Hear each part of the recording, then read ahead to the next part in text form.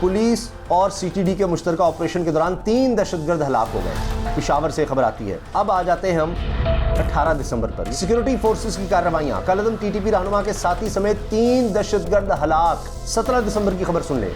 डेरा operation, Tehreek-e Taliban Pakistan का इंतहाई मतलूब commander मारा गया। इस वक्त पूरी तवज्जो है पाकिस्तान की और पाकिस्तान की एजेंसियों की, पेशावर के core commander general Faiz Hamid की कि खैबर पख्तूनख्वा में दहशतगर्दी का खात्मा किया जाए।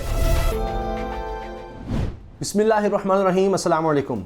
लेफ्टिनेंट जनरल फैज़ हमीद को जब कोर कमांडर पेशावर लगाया गया तो उस वक्त भी बहुत सी बातें हुई, उससे पहले भी हो रही थी और एक कंट्रोवर्सी भी बन गई थी कि जी उनको DGISI से हटाकर अब पेशावर का कोर कमांडर लगाया जा रहा है। उसमें वज़ीर-ए-आज़म हाउस की तरफ से नोटिफिकेशन का मामला भी एक कंट्रोवर्सी की वजह बन गया और बहुत कुछ हुआ। और ये भी कुछ लोगों का ख्याल था या ये कहिए कि जनाब मरीम नवाज़ साहिबा ख़ास तौर पर जिस तरह से जनरल फैज़ को तनकीद का निशान बना रही थी, तो उसमें ये नज़र आता था कि जितनी जल्दी हो सके इनको DGISI को उधर से हटाया जाए किसी तरह से, पता नहीं फिर उसके बाद क्या हो जाएगा। तो उस वक्त भी जब मैंने इस पर बात की थी तो बताया था कि क्यों जनरल फैज़ हमीद साहब को कोर कमांडर पेशावर लगाया गया। अब ये आर्मी चीफ का फ़ैसला था। फैज़ हमीद साहब का एक बैकग्राउंड नज़र आता है। जब वो DGISI थे तो उस वक्त आप देखिए कि उस दौर में ही अफ़गान तालिबान और अमेरिका के साथ मामलात आगे बढ़े, मुआहिदे की तरफ गए और इस वजह से उनके यानी अफ़गान तालिबान के साथ एक ताल्लुकात बन चुके थे। ताल्लुकात से मुराद ये है कि जान रहे हैं कौन कौन मुज़ाकरात में है, किसकी अपोजिशन है, तो वो उनको आप समझे कि एक रिलेशनशिप और तरह का बना हुआ था। वो नज़र भी आता है तस्वीरों में भी और वो सारा मामला। तो अब पेशावर में उनको लगाने का मकसद सबसे अहम ये था कि अफ़गानिस्तान की सूरत हाल वो कुछ कंट्रोल हो सके और जो दहशतगर्दी है उसको कंट्रोल किया जा सके। अब आपने देखा OIC का इजलास होता है अफ़गानिस्तान की सूरत हाल पर, पाकिस्तान में कितनी बड़ी बात है कि आप देखिए कि वो जुनैद साहब बड़े ज़बरदस्त होस्ट हैं, उन्होंने ये बात कही कि भाई छोड़ दें सियासत को। इतना बड़ा एक डिप्लोमेटिक इजलास होना, इतना बड़ा इकट्ठ होना, इतनी बड़ी बैठक होनी, दुनिया के शायद कुछ 100 के करीब ममालिक के मंदूब हम कह सकते हैं क्या है, 57 तो इस्लामी ममालिक OIC, इसका अक़वाम मुत्तहिदा, यूरोपीय ममालिक और दीगर इस तरह से आए, तो 70 तो मेरा ख्याल है कम से कम बनते हैं वफूद। तो आप ये देखिए कि उन्होंने कहा, जुनैद साहब ने भी कहा कि भाई अगर इस बात पे किसी को नहीं खुशी हो रही तो प्लीज़ वो अपना डोमिसाइल चेक करवाए। फिर यानी हर पाकिस्तानी को इस पर खुशी होनी चाहिए। तो ये ऐसे नहीं हो गया। फिर अफ़गान डेलीगेशन का आना, फिर अफ़गान डेलीगेशन का कहना पाकिस्तान के हवाले से कि जी बहुत बहुत शुक्रिया इनका, इनकी तारीफ़ करना कि इनकी कोशिशों से ही हुआ है। अब पाकिस्तान का इंटरेस्ट क्या है? देखिए कोई भी मुल्क आगे कैसे बढ़ेगा, ख़ासतौर पर पाकिस्तान जैसा मुल्क आगे कैसे बढ़ेगा, तरक्की कैसे करेगा, खुशहाली कैसे आएगी कि जब उसके हमसाए में इतनी ज़्यादा तबाही हो रही हो कि 30 लाख पहले यहाँ पर हों और 4 करोड़ जो हैं वो भी बेताब हों कि हम किसी तरह पाकिस्तानी आ जाएं, वहाँ पर हालात इतने ख़राब हो रहे हैं, तो किस तरह से मुल्क आगे बढ़ सकेगा। फिर दहशतगर्दी का ख़तरा तो रहेगा कि वहाँ पर इतना जब हम देखेंगे हालात की ख़राबी है, इतना ज़्यादा माहौल ख़राब है, तो वहाँ पर दहशतगर्दी और पनपेगी। तो उसको कैसे कंट्रोल करना है? तो इसमें ज़ाहिर है कि जनरल फैज़ हमीद का किरदार बड़ा अहम है, क्योंकि सबसे अहम सरहद खैबर पख्तूनख्वा से लग रही है अफ़गानिस्तान को। अब इसमें बात ये भी चली थी, आपने देखा जी TTP से मुज़ाकरात हो रहे हैं, क्या हो रहा है, उस पर आपने देखा कि ये तक ख़बर आ गई थी कि अफ़गान तालिबान के हम उनकी बैत करते हैं, TTP की तरफ से बयान आ गया और फिर अफ़गान तालिबान ने इसको कहा कि डिनाई किया, उन्होंने कहा जी हमारा उनसे कोई ताल्लुक़ नहीं है और अपने मामला पाकिस्तान के साथ बेहतर तरीके से हल करे। ये सब हो गया। अब मैं आपको ख़बरें बता रहा हूँ कि जिससे अंदाज़ा हो रहा है कि क्या कुछ कर रहे हैं जनरल फैज़ हमीद साहब, किस तरह दहशतगर्दों का कलाकमा किया जा रहा है खैबर पख्तूनख्वा से। अभी देखिए 20 दिसंबर की खबर, ठीक है जी, 20 दिसंबर की खबर मैं आपको बता रहा हूँ कि जी पुलिस और CTD के मुश्तरका ऑपरेशन के दौरान 3 दहशतगर्द हलाक हो गए। पेशावर से खबर आती है। पेशावर के इलाके फ़कीराबाद में पुलिस और महकमा इंसदादी दहशतगर्दी यानी CTD ने मुश्तरका ऑपरेशन किया, जिस दौरान इलाके में छुपे दहशतगर्दों ने अहलकारों पर फायरिंग की। जवाबी फायरिंग से 3 दहशतगर्द मारे गए। अच्छा, ये अभी खुफिया इतला पर हुआ है, ये ऑपरेशन खुफिया इतला पर, यह आपने नोट रखना है। अच्छा जी, तीनों दहशतगर्द फ़कीराबाद में रिंग रोड कब्रिस्तान वारदात के लिए मौजूद थे। हलाक दहशतगर्द टारगेट किलिंग समेत संगीन मुकदमात में मतलूब थे, जबकि तीनों दहशतगर्द सिख कत्ल केस और पुलिस एहलकारों की टारगेट किलिंग में मुलव्वस थे। और इन दहशतगर्दों से 3 क्लाशनकोव, पिस्तौल, कारतूस और मुख्तलिफ दस्तावेज़ात बरामद हुई हैं। अच्छा, अब आ जाते हैं हम 18 दिसंबर पर। ये तो मैंने आज की बात बता दी आपको 20 दिसंबर की। अब हम अगर 18 दिसंबर पर जाएं तो उस दिन क्या खबर लगती है? सिक्योरिटी फोर्सेस की कार्रवाइयां, कलअदम टीटीपी रहनुमा के साथी समेत 3 दहशतगर्द हलाक। तो ये आप देख रहे हैं तेजी कितनी आ रही है।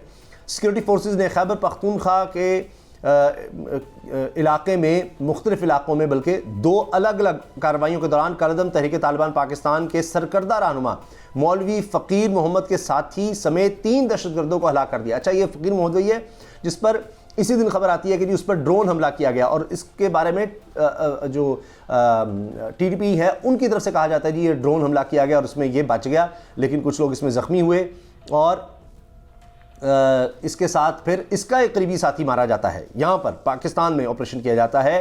अच्छा, 2 ऑपरेशन है। ISPR की तरफ से बाकायदा बयान जारी हुआ जिसमें कहा गया जी ज़िला बाजौड़ में खुफिया इतला पर कलअदम टीटीपी के मौलवी फ़कीर मोहम्मद के करीबी साथी गफूर उर्फ जलील को कार्रवाई के दौरान निशाना बनाया गया। तो लगता यह है कि एक ही वक्त में इसके साथी को भी मारना था और वो वहाँ पर ड्रोन हमले मारा जाना था, वो बच गया, लेकिन कब तक बचेगा? अफगानिस्तान में भी उसका पीछा किया जा रहा है। अच्छा, ये बात भी ISPR की तरफ से कही गई कि टीटीपी के गफूर दहशतगर्दी के कई वाक़यात में मुलव्वस था और इस कार्रवाई के दौरान फायरिंग के तबादले पर सिक्योरिटी फोर्सेस का एक अहलकार ज़ख्मी भी हुआ। ISPR ने बताया कि ज़िला शिमाली वज़ीरिस्तान के इलाके बोया में एक और कार्रवाई के दौरान मज़ीद 2 दहशतगर्दों को हलाक किया गया। मज़कूरा दहशतगर्द उस वक्त नजर आए जब वो मोहम्मद खेल गाँव से फ़रार हो रहे थे और इस दौरान फायरिंग का तबादला हुआ और वो हलाक हुए।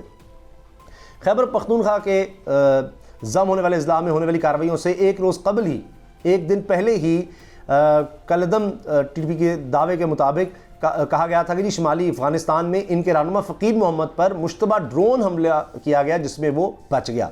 अब ये खुद यानी दहशतगर्द बताते हैं कि जी ये इनका सरहद के साथ अफ़गान और पाकिस्तान सरहद के पास इन्होंने एक सेफ़ हाउस टाइप बनाया हुआ है जहाँ पर ये जब पाकिस्तान से भाग कर गए तो उसको एक बेस बनाया हुआ है और उस बेस को भी ये इस्तेमाल करते हैं पाकिस्तान के ख़िलाफ़ हमलों के लिए। उस दर ये निशाना बनाया गया है और इन्होंने ही इस चीज़ की तस्दीक की है उनकी तरफ से। और अच्छा, अफ़गान तालिबान की तरफ से भी ये बात सामने आई है कि ये हम वहाँ पर हमला हुआ, लेकिन अफ़गान तालिबान के तर्जुमान बिलाल करीमी ने काबुल से गैर मुल्की खबर एजेंसी को बताया कि जी हमला ज़मीन से फायर होने वाले धमाका खेज़ मवाद से किया गया था। तो बहरहाल ये मुख्तलिफ इत्तलात ज़रूर हैं। अब जो दहशतगर्द हैं वो ये कह रहे हैं कि जी कोई मुज़ाकरात नहीं, ये हमारे लोग नहीं छोड़े गए और हमें मारा जा रहा है। तो दूसरी तरफ खबरें आती हैं जी मुज़ाकरात की, और ये बात क्लियर हो चुकी है कि जी कोई भी मुज़ाकरात, कोई भी बात होगी वो पाकिस्तान के आइन के तहत होगी, वरना नहीं होगी। आप देख रहे हैं ऑपरेशन, मैंने आपको बताया 20 दिसंबर का, 18 दिसंबर का वहाँ अफगानिस्तान में ड्रोन हमले का, यहाँ पर उसका करीबी साथी अहम तरीन रहनुमा यहाँ पर मारा जाता है, साथियों समेत मारा जाता है। पुलिस TCD ऑपरेशन कर रही है। फिर 17 दिसंबर की खबर सुन लें, डेरा ऑपरेशन, तहरीक तालिबान पाकिस्तान का इंतहाई मतलूब कमांडर मारा गया। डेरा इस्माइल खान डेरा पुलिस के कराची के इलाके में दहशतगर्दों के खिलाफ इंटेलिजेंस बेस्ड ऑपरेशन में तहरीक तालिबान पाकिस्तान गंडापुर ग्रुप है जी कोई, उसका इंतहाई मतलूब कमांडर मारा गया है। और इसमें दहशतगर्दों की मौजूदगी खुफिया इतला पर कार्रवाई की गई थी, फोर्सेज ने आंखों को घेरे में लिया और ये मारा गया। तो इसी से आप अंदाज़ा लगा लीजिए कि किस तरफ मामला जा रहे हैं। तो इस वक्त पूरी तवज्जो है लगता है पाकिस्तान की और पाकिस्तान की एजेंसियों की, पेशावर के core commander general Faiz Hamid की कि खैबर पख्तूनख्वा में दहशतगर्दी का खात्मा किया जाए। इसके साथ ज़ाहिर है कि दीगर मामलात हैं, अफ़गानिस्तान से जो महाजरीन आ रहे हैं उनके हवाले से ज़ाहिर तहफ़्फ़ुज़ात हैं, उनको हल करने के लिए भी कोशिशें हो रही हैं। OIC का मैंने आपको बताया, इजलास का उसकी तफसील बताई। फिर ये देखिए कि अफ़गान तालिबान किस तरह से अपने आप को दूर करना चाह रहे हैं, दूर कर रहे हैं TTP से, क्योंकि उनको पता है, नज़र आ रहा है कि पाकिस्तान के अलावा उनके पास क्या है, दुनिया उनसे बात नहीं कर रही। फिर इस तरह का OIC का इजलास बुलाना, ये सिर्फ अफ़गान तालिबान की नहीं, ये अफ़गानिस्तान के अवाम के लिए है जो पाकिस्तान कोशिशें कर रहा है। तो उनको भी पता है कि अगर अफ़गानिस्तान की सरजमीन माजी की तरह इस्तेमाल होती रही, जिस तरह पिछली अफ़गान हुकूमत थी, NDS और रॉ का नेक्सस रहा, तो फिर पाकिस्तान से कोई ताउन की उम्मीद अफ़गान तालिबान नहीं रख सकते। तो इस वक्त अफ़गान एक फिर बड़ी मुश्किल में पाकिस्तान भरपूर कोशिशें कर रहा है। तो दूसरी तरफ यह है कि उनको भी जो पाकिस्तान में दहशतगर्दी करते हैं उनके खिलाफ कार्रवाई करनी है। तो एक लगता है कि ये जो तेज़ी आ रही है और अब टारगेट इस वक्त लगता है corps commander Peshawar lieutenant general Faiz Hameed साहब का यही है कि दहशतगर्दों का यहाँ से जितनी जल्दी हो सके ख़ात्मा किया जाए।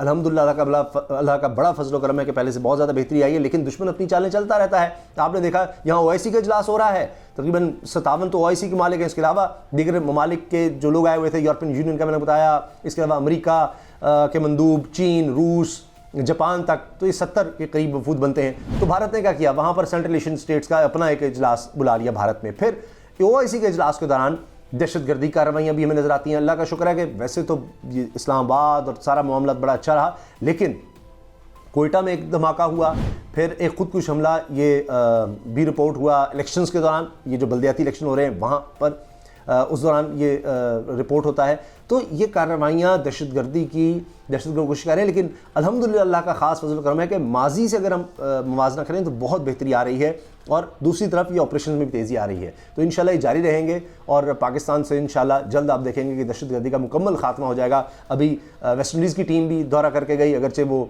वबा की वजह से उनको जल्दी वापस जाना पड़ गया। अभी न्यूजीलैंड ने ऐलान किया है कि वो दौरा करने वाली है अगले साल, और यानी 2 दफ़ा न्यूजीलैंड की टीम अगर मैं गलत नहीं तो पाकिस्तान आएगी। तो अल्हम्दुलिल्लाह आप देख रहे हैं कि बेहतरी से बेहतरी नज़र आ रही है। तो ये आर्मी चीफ को पता होता है किस शख्स को कहाँ पर उन्होंने लगाना है, अपनी टीम को किस तरह सेलेक्ट करना है, और वो फिर वहाँ पर परफॉर्म करे, तो फिर पता चलता है कि सिलेक्शन भी अच्छी है और वो बंदा परफॉर्म भी बड़े बेहतरीन तरीके से कर रहा है। आपकी इस बारे में क्या राय है, ज़रूर आगाह कीजिएगा। वीडियो अच्छी लगी तो लाइक करना मत भूलिएगा, बेल आइकन पर क्लिक कर दें ताकि हर वीडियो के बारे में आपको बर वक्त पता चल सके। और उसामा गाजी यूट्यूब चैनल को प्लीज़ ज़रूर सब्सक्राइब करें, क्योंकि आपके ताबून से चलता है। और अल्हम्दुलिल्लाह 7 लाख सब्सक्राइबर इस ख़ानदान का हिस्सा, मेरे ख़ानदान का हिस्सा 7 लाख हो चुके हैं लोग जो सब्सक्राइबर बन चुके हैं। उनका सबका बहुत बहुत शुक्रिया, दुआओं की दरख्वास्त है। अल्लाह हाफ़िज़। पाकिस्तान जिंदाबाद।